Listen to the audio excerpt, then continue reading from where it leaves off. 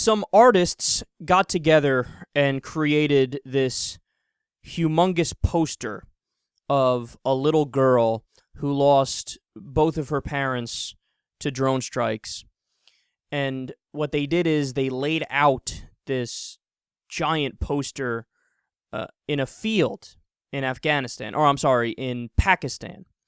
And the idea is to give the drone operators pause before they actually push the button and launch missiles or drop a bomb.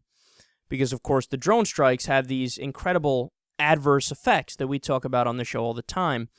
And this really is a good idea, in my opinion, because it seems like all else fails, you know, like the policy continues the way it is, or different variations of this policy continue, regardless of the damage that it's done to so many civilians. And when I look at this, I think it might actually work. You know, not that it'll make like deep changes to American drone policy, but it might affect at a micro level. It might affect the different drone operators where it gives them pause and they say, whoa, whoa, whoa, whoa. What is that exactly? Oh my God, is that a picture of a child? Well, why is there a picture of a child? Oh my God, is it because that we accidentally killed the civilians, the parents of that child who didn't do anything?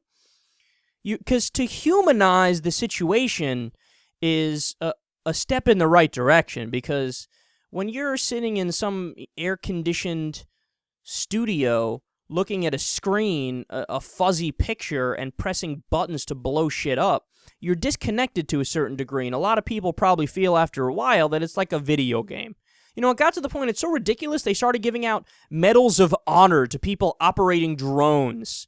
People can literally sit there and fucking eat Cheetos while they kill people, and they're getting the Medal of Honor or the Medal of Freedom and stuff like that. That's out of this world crazy.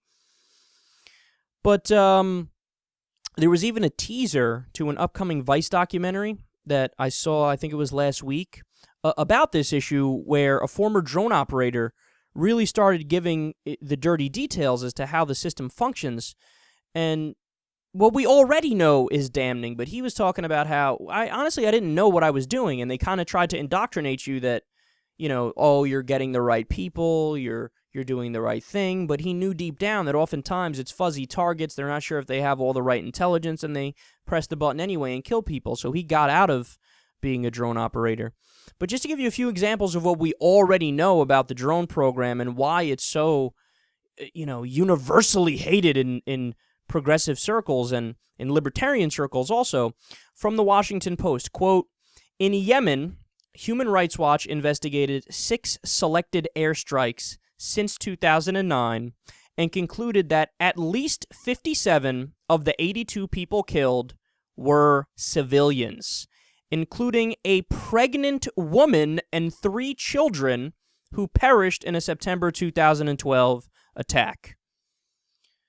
That's just one example. It goes on and on. One study has dead civilians numbered around 600 total. Others go as high as a couple thousand. According to one report, only 2% of the people killed in the strikes are top Al-Qaeda militants. And then, of course, there are these horror stories. Quote, U.S. drone strikes killed Pakistani grandmother and workers, Amnesty International claims. In fact, the family of the grandmother that got blown up while she was picking vegetables in a field, they came to the U.S. to testify in front of Congress about what happened. And what was the result? Less than 5 congressmen showed up. It was an empty room. It was a disgrace. Here's another one. Quote, a U.S. drone mistakenly targeted a wedding in Yemen. Yeah, well done. And see, this is the problem. The problem is that when you have a policy like this, you are creating more enemies than you are killing. Because then what happens is the Taliban now has this tremendous incentive and has this powerful argument where they can step in and say, look, we might have problems, but guess what? We're going to protect you from those big bad Americans who are killing your family members. Okay, so let us be your leaders, and we're going to make sure everything works out fine for you guys, and you'll be more comfortable under our rule. And as a result, there's been an increase in Taliban recruitment. Same with Al-Qaeda. The numbers have gone up. In fact, there was a study in, I think it was 2007, that called this the Iraq effect, or the CIA refers to it as blowback, the unintended consequences of an interventionist foreign policy, where now you have increased the recruitment. You have made their argument stronger. And it's a shame, because if the real purpose is to try to limit the number of al-Qaeda operatives and Taliban operatives and reduce terrorism, then obviously this isn't the way you go about it. You have to change policy, because you're making the problem even worse.